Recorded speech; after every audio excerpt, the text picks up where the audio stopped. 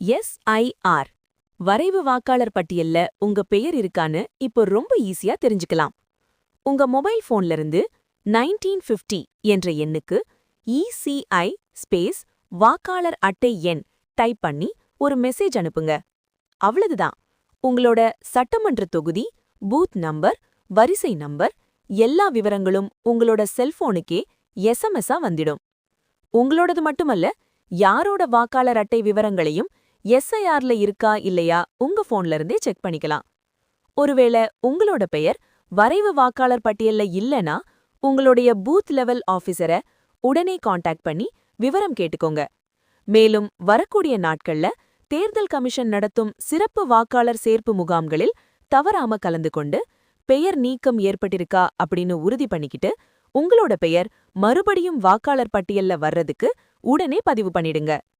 உங்க வாக்கு, உங்க உரிமை. அதை தவற விடாதீங்க.